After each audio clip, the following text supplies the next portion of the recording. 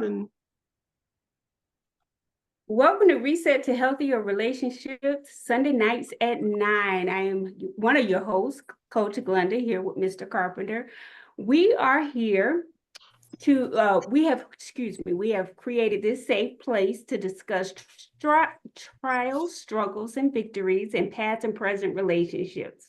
This is not a one-size-fits-all open discussion. There is no topic too minor or major that we cannot discuss. We encourage everyone to participate and speak their truth. This is a non-judgmental zone, so talk as much or as little as you would like. Sorry for all the hiccups tonight. But Mr. Carpenter, you want to introduce yourself or tell us a little bit about yourself? Hi, everybody. I'm Rufus Carpenter. I'm the course manager here at Reset the Healthy Relationship at 9 on Sunday nights. And we get together every Sunday night. The format is very simple. The format is that you and 20 of your girlfriends in your living room, and you guys are having a very frank conversation about relationships. We normally pick a topic, and Glenda going to tell you the topic as we go a little further in the conversation. Like she said, my name is Rufus Carpenter. I come to this space a little different than most. My background started as a young child in a family of 14. We lived in a 3-bedroom house with 1 bathroom. And I had the pleasure of sleeping with 4 of my siblings. And we had to deal with 1 occasional bedwetter. So if you know anything about that, you learn the human connection very, very fast. I was married 27 years to the same lady. And being married that long, I learned something about communication. I learned about trust. I learned about compromise. And I learned what it is to make a relationship grow and that deeper connection. I learned that. My relationship and my training didn't stop there. I joined the United States Army. And one of the jobs I had in the Army was a human relationship leader, where I had the responsibility of dealing with any relationship issue within our unit. I was the first person on the scene. I did what we call initial intake to see which level of responsibility would fix or address the issue there in that environment. So my background is very diverse in relationships, so I feel very comfortable about discussing the male perspective of relationships tonight. So Glenda, yours. Okay, well, ladies, brace yourself. We have another good topic for tonight. When I saw the topic, I bust out laughing because I'm thinking to myself, where does my team get these topics from? Oh my goodness.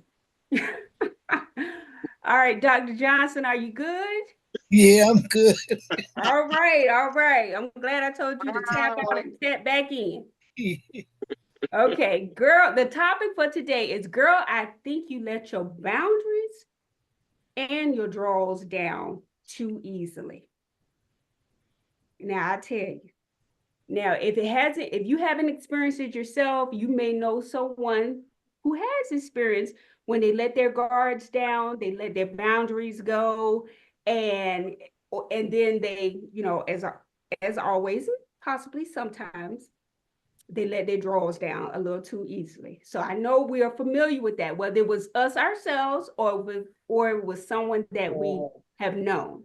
So when I say boundaries, what comes to mind, audience? I need you to talk to me tonight. Tell me what comes to mind when I say boundaries. What would be a good definition, a good example? Whatever you give me, I'm going to take it and I'm going to try to run with it.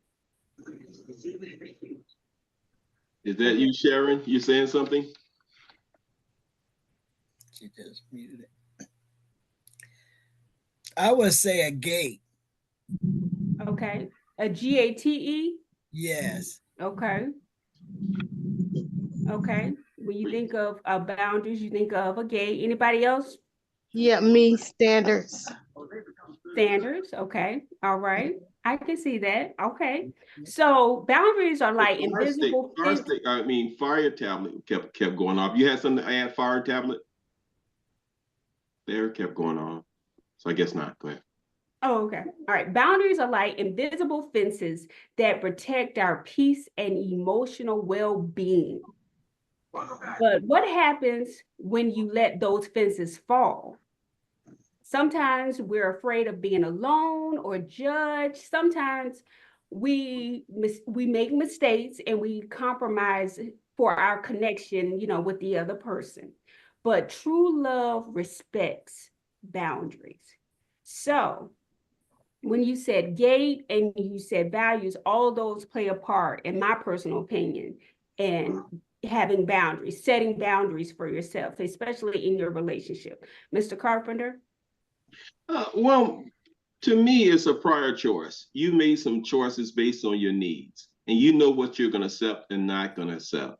And you told yourself before going into a relationship, you said, here's some lines in the sand that I will not cross, the prior decisions I made, and I'm gonna stick to them. And you make them prior because you don't want to put yourself in a position where you have to backpedal or backtrack because you didn't have a set of rules for yourself as well as for the other person.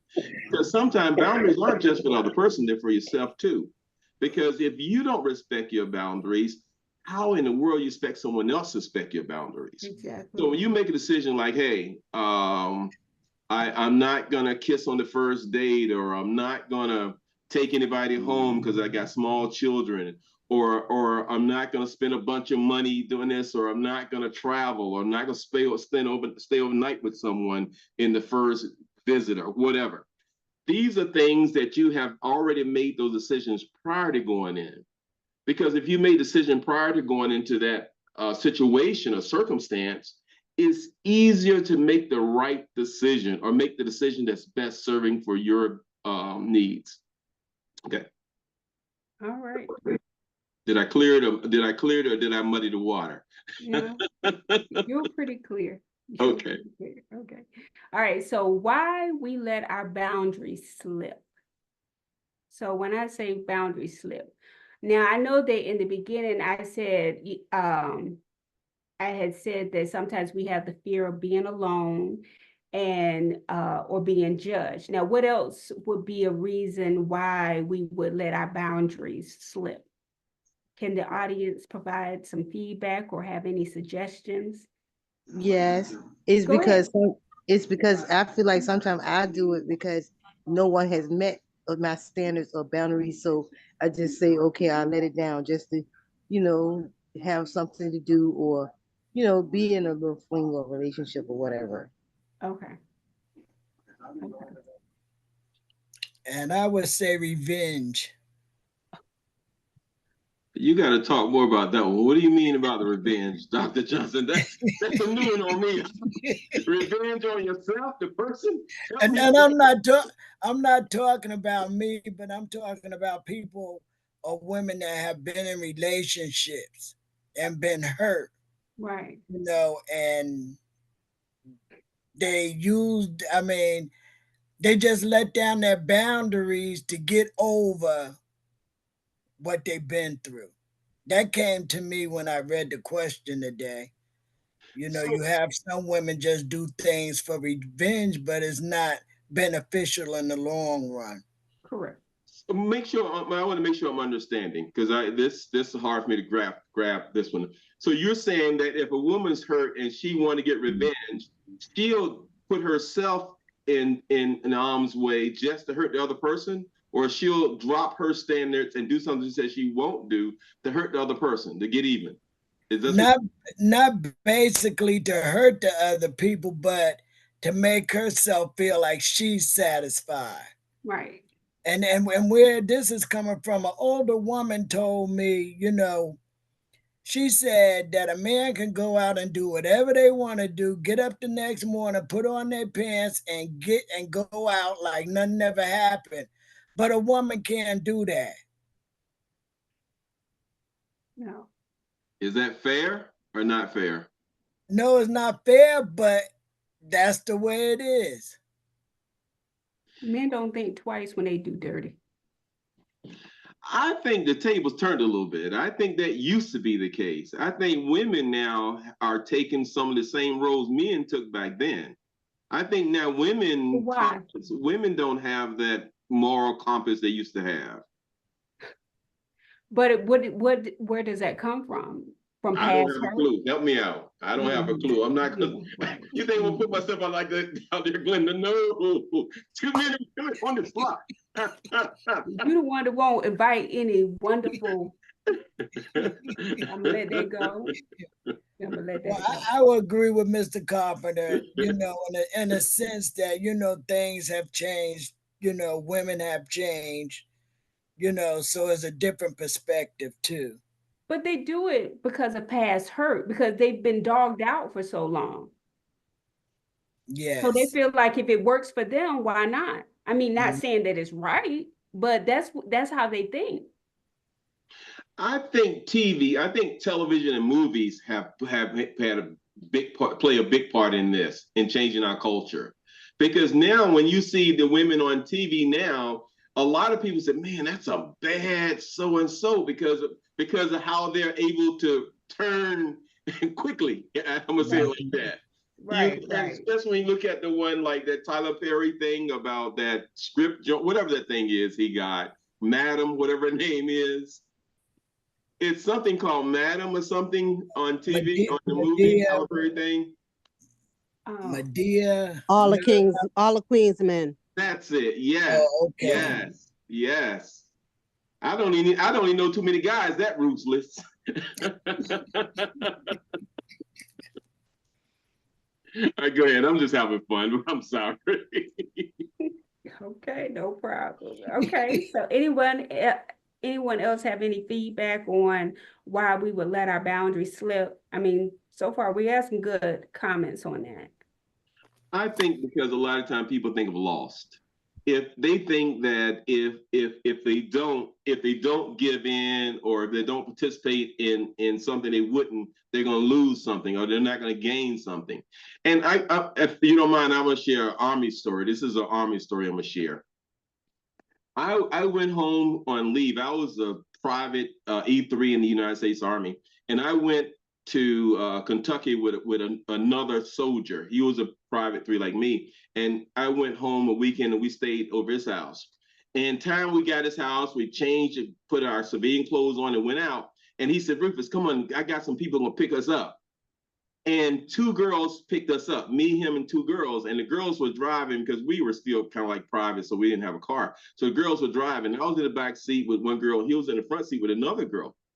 And they was in the front seat, they lit up a joint. And they passed the joint to me in the back, said, "Go ahead, take a puff." Right then I had to make a decision. Was I gonna smoke the dope and have a good time with the girl in the car that day, or I was gonna stick to my boundaries and say that I don't use drugs and kind of alienate the whole situation. So for a split moment there, I had to make a decision. Right. But since I'd already made boundaries that I wouldn't do drugs, it was still hard, but wasn't hard as it could be. So I said, no, I passed the joint. So no, I'm not gonna do this. Right. They actually stopped the car. And my partner said, "Come on, man. Come on, Rufus. Go ahead, man. Just take a hit." I said, "Man, I'm not going to do it." They actually put me out the car. Oh. And, but, it was cool because, I had money. So I made it back to where I was going. But right. that was a terrible situation at the time. And whenever boundaries come up, I always think back to that moment there. I could have made the wrong decision at that moment. Right. But yeah, but I just had to share that. But listen, Mr. Carpenter, in the chat, Andre is asking, he's lost on the show, the TV show. When you brought up the comment about you think that television has changed. Of course, yeah. So he said he's lost. So I need for you to elaborate, because I don't want to leave any of our participants just hanging out there in left field. I want to bring them back into home. Okay. When you used to look at TV, if you look at TV, it used to be that you wouldn't even see married couples in the same bed. You would see a married couple, they would have double beds, and the man would be in one and the lady would be in the other, and they would be fully clothed. They'd have more clothes on in bed than they have when they were out in the afternoon. And then you start noticing that you start seeing them in the same bed, and they still had clothes. And then you start noticing that you would see them in the same bed, and the guy would have his shirt off, and he'd have on boxers, and the lady would have on like some type of nightgown and stuff like that. Then it got to where the guys wouldn't have anything on, and you would see them kiss in bed. Then it got to where you could see them making love in the bed. Then you got to where you see them wouldn't have no clothes on in the bed. and you'll see the movement in everything. And then it got where guys would always, you'd always see what guys would always approach the woman. Now it's where the woman will approach the guy. And not only will the woman approach the guy, but she'll have 2 or 3 guys she's approaching at the same time. Mm-hmm. So that's what I'm talking about. When you start looking at TV, and especially younger people, and there's so much excitement going on TV. And when you see the rap in TV, how the ladies, how the young ladies now are jockeying for this one guy's attention. It'll be about 5 girls, and they'll call each other bitachs because this one's in the way of that one. And then one would say, you know, you may call me a bitch, but I'm his bitch. See, so when you start thinking about looking at it and thinking about all that, there's a change. Right. Did that help a little bit? Yes, it did. He said he get it now. Okay, got it. Got it. Okay, so I do want to just, before we move on to the next one, just give you an example before we move on to the next one. A good example is consider a friend who always sacrifices her needs for her partner, hoping they will eventually see her worth. But instead of appreciation, she gets taken for granted. So that's a good example of letting your boundaries slip. All right, so moving on to the next section, we have signs your boundaries have been compromised. Oh, this is a good one. That's a good one, Glenda. Let's put a pin in it right here. Let's stay here for a minute. Put the kickstand down. This is a good one. This is a good one. Okay, so when you feel like your boundaries have been compromised, what comes to mind? I'm gonna name a couple, and then I'm gonna let the audience give me some examples. You feel drained or resentful after interacting with certain people, and the fear you fear saying no or expressing your true feelings. That's when you start to feel like you are compromising your boundaries. Now, does the audience have any other examples of when your boundaries are being compromised?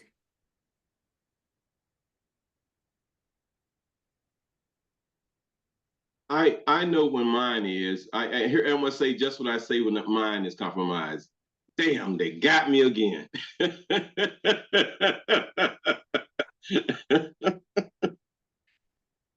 Okay.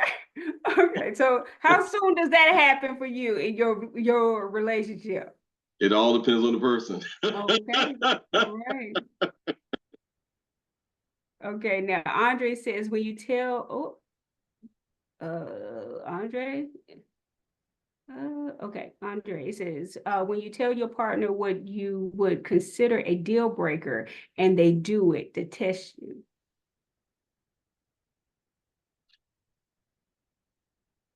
Okay.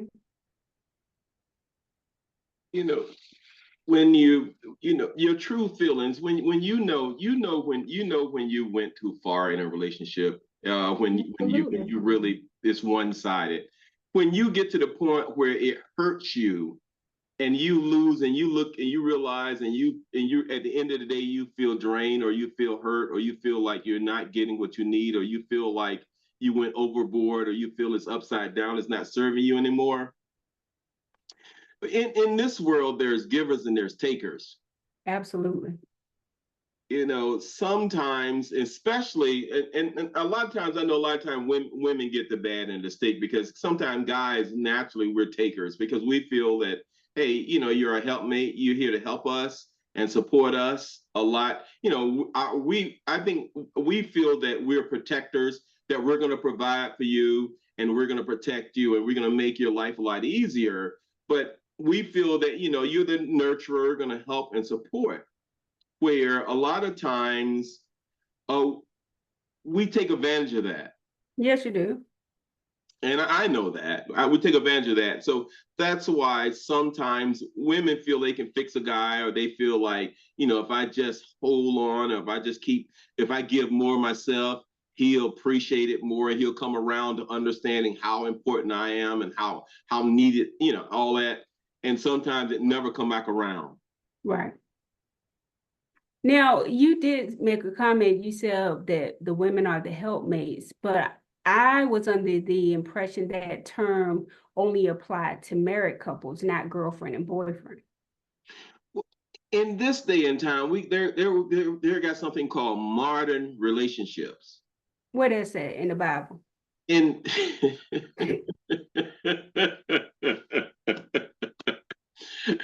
Angela was trying to get in on the waiting room, and she didn't get in. So I guess you taking her spot. It's that anytime. Sure, I thought she was. No, she was trying to get in and she couldn't get in, and that's Angela's position. Where they say that in the Bible, so that's a little different. But I tell you what, while you ponder that, I'm gonna text her and see what her problem is. No, I'm looking for you to respond, sir. I mean, if we're gonna use a term, you know, because I was under the impression, and I was taught helpmates are for married couples.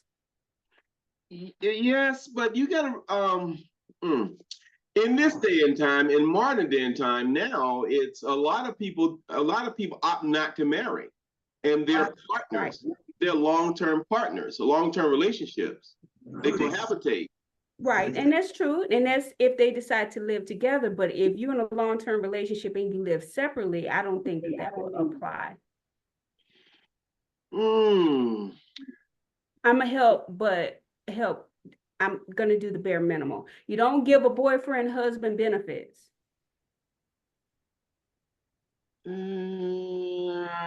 Somebody help me out on this. I'm not gonna get on this. Somebody help me out. Somebody from the audience help me out with that. Well, I agree with Glenda. If you're not married, there's no benefits in no long-term relationship. I think some of us on this line that have been in long-term or still in long-term relationships. I mean, it could be true, but the difference is, what are they in the house for 10, 15, 20 years, or are they living separate? Because, you know, it's a difference. Glenda, do you have any friends that's in long-term relationships that you know right now? Any of your friends that have been living together for more than 5 years? They're married or single. Do anyone on this line tonight know of any friends of theirs has been together living in the same household and unmarried for more than 5 years?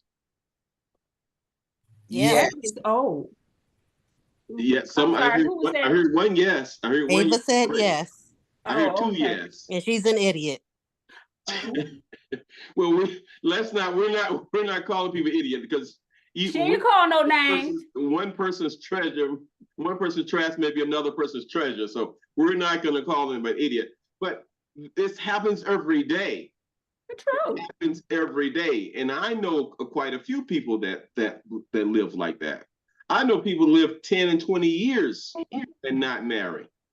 Well, maybe it works for them because they don't want to get married. So Andre just put Oprah and Stedman, and they're famous. That's a famous couple.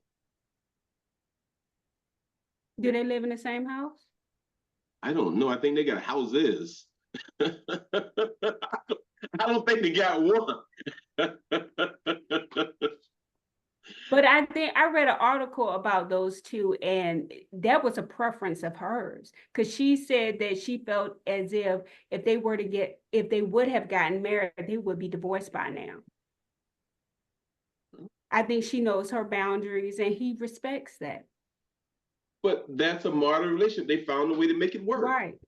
And that's what I'm saying. That's what modern relationships are. But for the everyday Joe, Coach Glenda, we're going to live in 2 separate houses until my last name change. Let's get some more feedback on that, because right now we're not saying right or wrong, audience. What we want to get feedback on it now, because modern relationships has changed a lot since traditional Bible.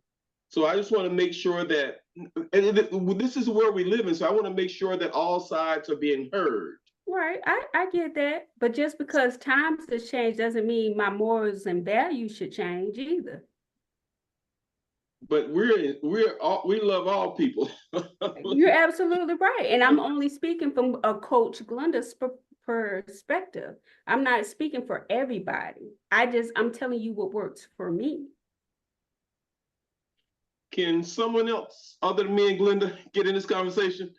This is Ramona. I Thank you, co-sign on everything that Coach Glenda said. And she took the words right out of my mouth. Just because time change doesn't mean that your standards have to change along with it. Okay, we appreciate that, and that's why we want other people to get involved. Because Glenda and I, one is a book version, one is a street version. So when you guys come in and referee, it makes it a lot better for us because it's no one, like it says, no one size fit all.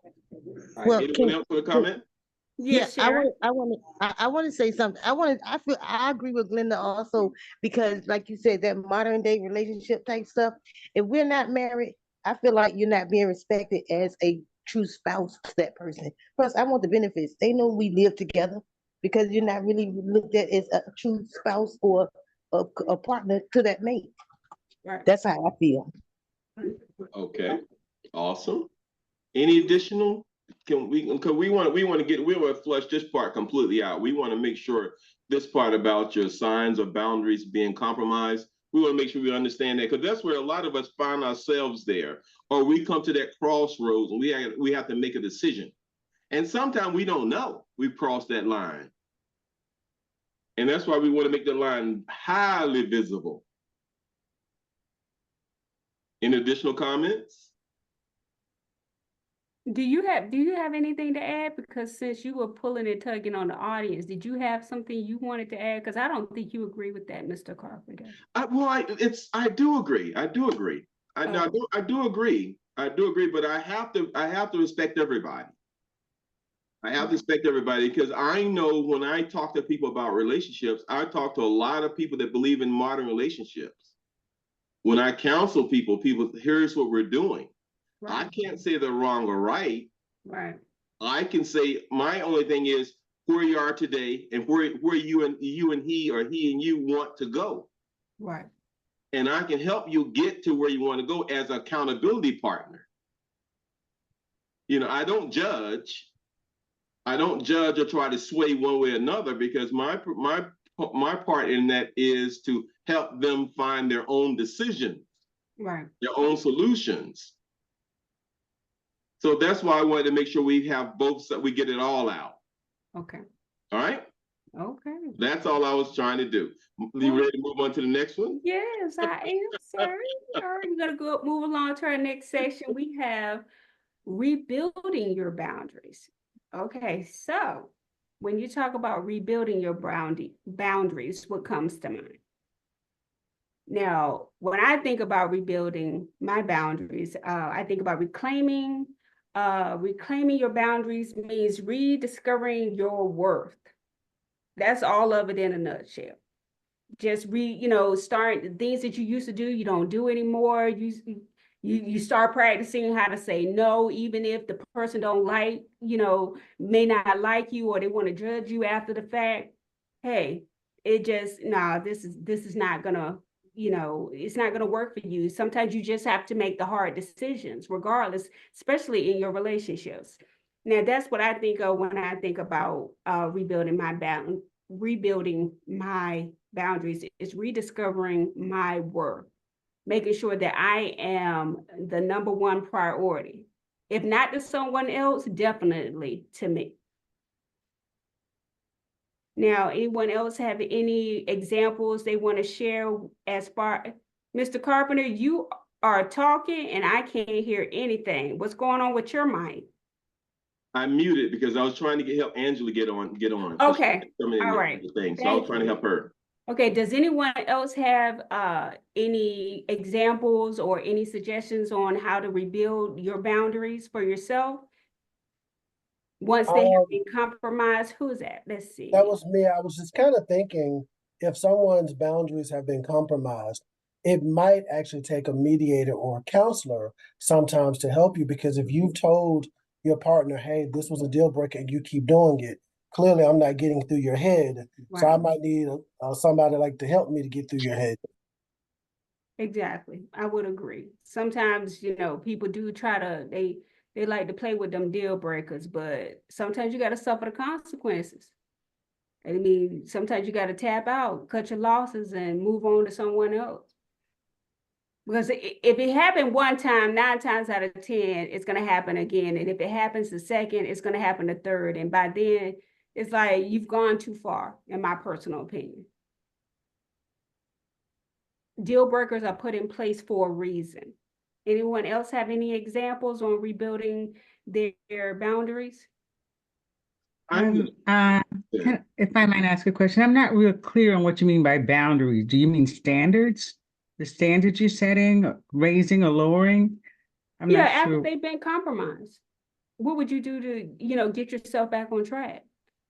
To rebuild At your what, boundaries? how would you, at what point would you even justify lowering your standards? You People set your do own it. standards that there should be no situation that would require you or even inspire you to lower your standards. That is true, but most people do. There are a lot of people that compromise their standards when the opportunity is presented to them. Yvonne, That's not what I would call an opportunity. That would be, Yvonne, you came on a little later. Before you came on, we had a whole section about when your boundaries slip. And we fleshed out a part where a lot of people, because they felt they were losing something or wanted to get at something, and we gave scenarios where people did lose their boundary or let your boundaries slip. And this part follows right after that part where we're saying, how would you reclaim if you did have a oops and you slipped? How would you get yourself back on your track? And that's all this was now. oh, okay. I follow you now. Okay. I follow you now. Yeah, but I think you make a good point, Yvonne, and talk more about your point when you said that once you make the boundaries, they'd be hard pressed to stop them. So explain a little bit more, Yvonne, because I think you got a valid point when you say if you made those boundaries and you're true to yourself, you won't let yourself down. Can you explain a little bit more? Is that a question for me? Yes, ma'am. Okay, all I'm saying is, all I was getting at is that, I set my own standards a long time ago, which is probably the reason I never married, because they are like chiseled, they are in stone, and I don't move it. I don't move the meter up or down. It is what it is. You meet the standards or you don't. I don't lower them for any reason because, I was taught a long time ago, if a man doesn't treat you with a certain level or with the amount of respect that you deserve, then you don't need him. And I'm not lowering that for any reason. Because once you lower them,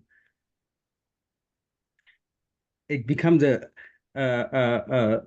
the question becomes, how low can you go? Once you start lowering them, but okay, I'll take that and I'll take this, and okay, I'm gonna overlook that, and it gets lower and lower and lower until you get lost. It's very easy to get lost and lose yourself trying to maintain a relationship that may or may not even be worth it. Yes. And then you look at yourself and say, where am I in all this? I'm doing all this for him. Where am I in all this? All of a sudden, his goals become your goals, and you forgot what you were all about. Exactly. You see what I'm saying? You lose your identity, and that's not worth it to me. I'd rather be alone than lose who I am and what Exactly. I'm all about. Because my mom, when I was growing up, you'd say, oh, you got to be careful with men and careful what you say. You don't want to hurt their feelings. Men have egos. And I'm like, I got ego too. What about me? I'm a very feminist when it comes to stuff like that. Yeah, what you want matters, but what I want matters. And if you're not interested in my goals or who I am, well, you need to step. I appreciate that, and I felt that in you. Something inside me told me I felt that in you. So thanks for sharing that. That is awesome. So thanks for sharing that, because there's no harm and there's no foul in trying to live holy or live right or handle your standards.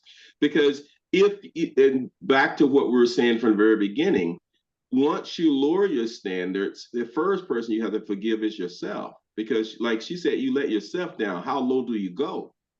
So the first thing is you have to do what's called clear. You have to clear that slate, and you're almost like starting all over again. And you have to first find yourself, because like she said, how low do you go? So the first you got to clear, you got to forgive yourself, and then forgive the other person. And then begin to, build yourself back up. It may take a lot of prayer. It may take. You made a good point. You made a good point, not to interrupt you, but you had to have a very clear understanding of self before you can involve yourself with anyone else. Because if you don't know who you are, you're swimming in the dark, And if you don't understand yourself, then you become a chameleon, and you warp yourself into who that person is, and become totally involved with their goals or their dreams or their aspirations, and you forget what you're all about. It's very important. All I'm saying is it's very important that you have mutual respect and mutual understanding of each other as a person, and not as a trophy or someone who's there to support you. You have to be supportive of them as much as they should be supportive of you. 50-50. Do you see much of that now, Yvonne, or not?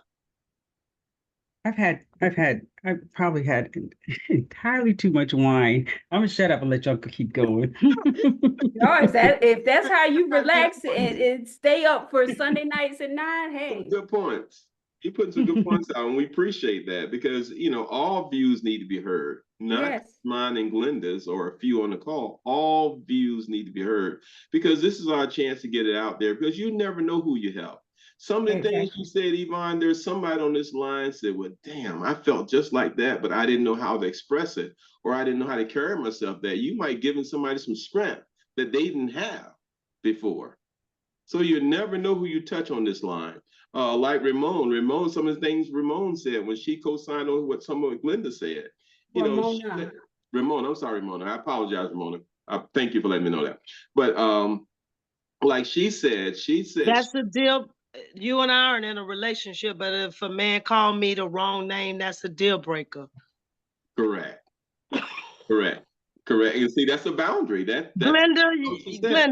Glenda, you can fix your face, dear. I'm a comedian. I was trying to get y'all to laugh. I'm sorry I failed. You got me to laugh. I'm trying not to bust out. But yeah, and that's true. But this is very important. We can do this. We can laugh. We can have some wine. We can talk, and we can share our truths. You never know who you're helping now. Right. You never know, because Yvonne, when you spoke out and the way you spoke, you'd be surprised. Somebody on this line tonight said, well, dang, I was feeling that same way. You gave somebody strength. And that's needed today, because nowhere else in our community do we have these kind of conversations when men can talk to women and women can talk to men as openly as we are here. And we have fun doing it. This is awesome. We got somebody waiting in the waiting room. So this is awesome. All right, Glenda, give it back to you. All right. So just to piggyback a little bit more on rebuilding your boundaries, a few examples are: start small, practice saying no in low stakes situations. Mm.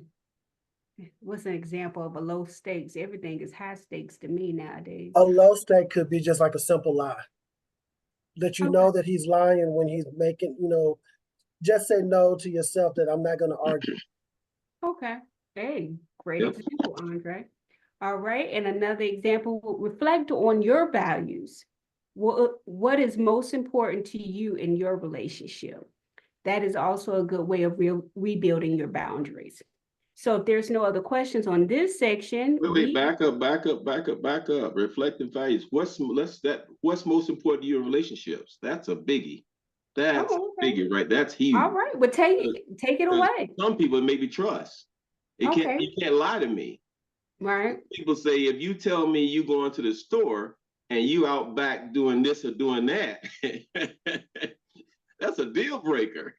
Right. Some people might say, hey, look, if you my values are, if we say we're going to do something, if you tell me this is what we're going to do, we're going to do that.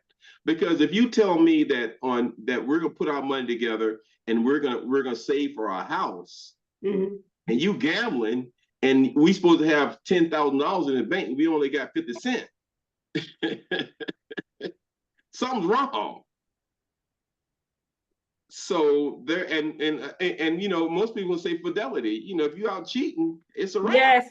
Yes. So these are some things that what's important to you in a relationship. Audience, what are some of the things that are important to you in a relationship? For me, it's trust. Don't lie to me. What are some of the things that are important to your relationship, audience? Go ahead, Dr. Johnson. I see you got that look. No, trust is one of mine too. Okay. Anybody else? Hey, we haven't heard from you at night, Annette. Where you at? Good evening. I'm here. What's most important in your relationship, Annette? My thing most important for me is sticking to what you say. When you say something, mean it. Stick to it. If we agree to it, do it. That's important to me. That's one of the most important things to me. That's it. Anybody got anything other than trust, fidelity? Anybody got anything else important to them in relationships other than trust and fidelity?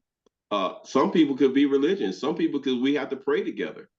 There's couples that say at 9 o'clock every night, we're praying. I know couples that do that. Yeah. Some couples that we going to church together. We're going to read the Bible together. We're going to study together. We're going to have dinner together. We're going to raise our children together. So it's so many things. That's a biggie. And I didn't want Glenda just to glaze over that because that's very important. What's important in a relationship? Because connection, when you talk about relationship, you're talking about connection. Mm-hmm. And if we don't have a strong, powerful connection between us, when the chips are down or when the storms come, we're going to fall apart. There's no glue to help us there. Because if we haven't made those positive investments in each other's soul and spirit, we don't have anything at all. All right, Glenda, I think we take the kickstand, put it back up, and move on down the road a piece. Somebody said something about soul ties. I just saw something in the chat that said soul ties. Who said that? That was me. I was just saying, Glenda and I were having a little, I guess, a questionable conversation about, you're seeing a lot of these pastors who are having these, unfortunately, some of these pastors are unfaithful, having these babies out of wedlock. And then you may see the mistress in the church, but yet the wife, knowing that's not something she would have dealt with, she accepted it because she loves her lifestyle as the first lady or whatnot. Pray for you a new husband. Well, I believe in touch not my anointed, so we're gonna let that one pass. So we're gonna let that one pass. Wrong is wrong. It doesn't matter. It is still wrong. So I hear what you're saying. He didn't name a pastor. He was speaking in general. Okay, moving right along. All right, so we're going to moving on to the next section. We have embracing a healthier mindset. Now, when you think about embracing a healthier mindset, Mr. Carpenter, can you elaborate a little bit on that for me? Is what you're drawing, what you're drawing on when you talk about a healthier mindset. What are you talking about? You're talking about making sure that your boundaries fit your needs. You got to first understand what are your needs in a relationship. You know, we talked about self-care, boundaries, respecting yourself, and learn how to say no. Because if it don't fit, and it's not like Yvonne said, you know, you got to know what's no and what's yes. Right. If you don't know what your no and your yes is, you got trouble out the gate. Absolutely. Because I love when she said, "How low do you go?" She might say that some people might take it as a joke, but that's for real. Well, that's a slippery slope. When you start going down there, it's a real slippery slope. So when you have healthy mindsets, you got to already know what you're not going to take and what you're going to take, and you got to already be prepared to realize that you know what you need and you know what you don't need. If you can only be in a relationship by losing yourself, then you really don't have a relationship. You got a job, or you got imprisonment, or you got enslaved. You don't have a relationship. A relationship, both partners should gain, should win, should have harmony. Both should grow and advance. And if it's not serving you, if it's not a win-win for neither you, then you got a mess. Absolutely. And that's not a healthy mindset. No. You know, because we could talk about online dating. But a lot of people go online dating. They go to look for our companion, partner, whatever. It's set up. It's supposed to be set up for you to find someone that's supposed to match your needs and all that stuff. And a lot of times you can set up. When you go in there, it's almost like a meat market. See, so if you're using that for your dating method exclusively online, that's not a healthy mindset.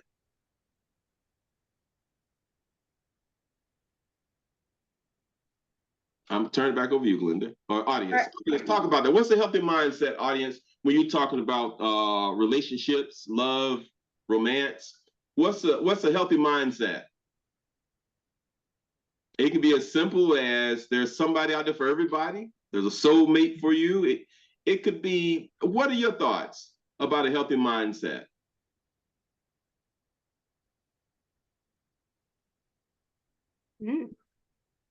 Okay.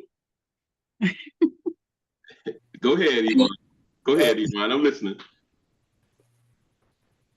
A person with a healthy mindset is completely at ease with themselves. They don't need attention. They don't even need company. They're totally happy being alone. Being alone does not necessarily mean lonely. Being alone can mean being very comfortable. One who understands what they're all about. They understand their goals. They understand their standards. They understand people, and that's the key. You understand people. You can see people. I don't mean visually. You can see people, and once you reach that point, you have to, and you understand that you don't allow people to change who you are. That's the ultimate. That's when you reach the point of completeness. Yep, and we call it blissfully single. It's what we call that in relationship. All right. Blissfully single, because a lot of people are single, but they're not happy.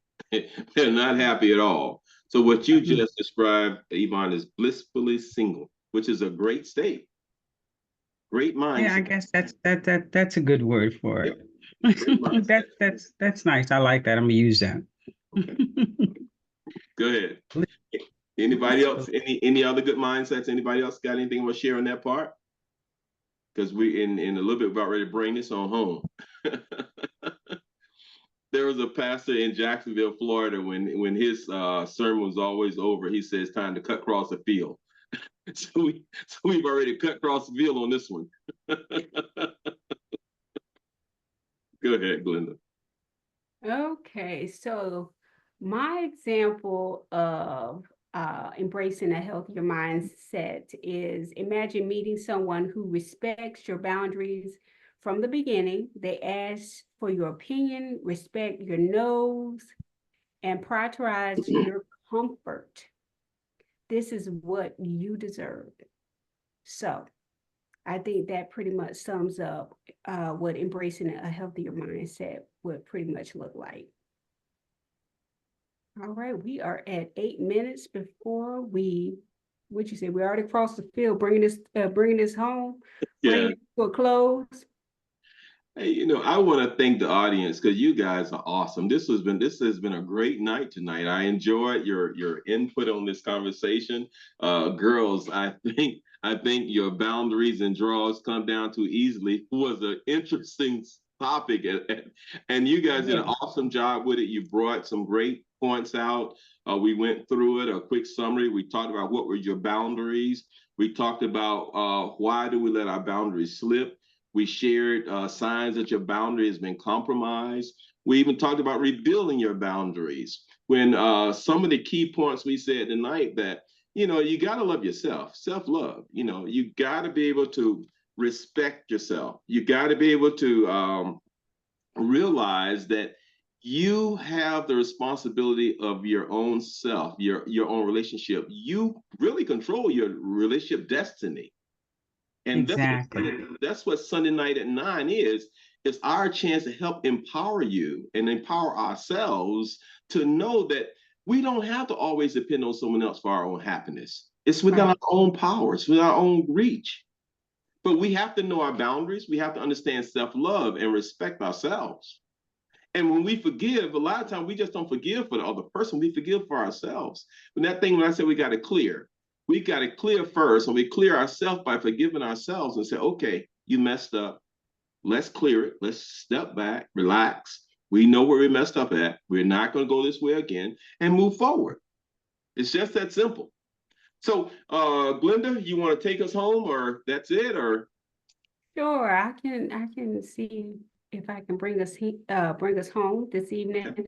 Now, as always, we want you to know that you can join our public Facebook community, Glenda Driver, if you haven't already. Also, we are now on YouTube. The videos that you see on Sundays are usually posted on Wednesdays of the following week.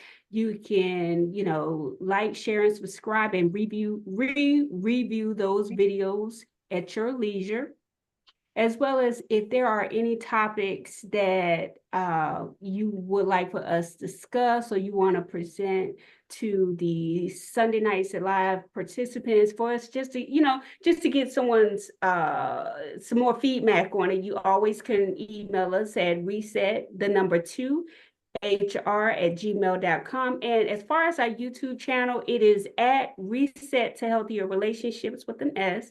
If you are trying to locate us on the YouTube social media page. And as always, I know that it is a huge sacrifice to stay up this late on Sunday nights when you have work in the morning. But I know tomorrow is a holiday, so hopefully everyone is off. If not all, most of us are off tomorrow. And I really do appreciate, Rufus and I really appreciate your participation and attendance. And if there is nothing else from you, Mr. Carpenter, or any of our audience, have a lovely and safe Labor Day. Happy Labor Day, everybody. See you next week. Same place, same time. Good night. Good night. Good night, everybody.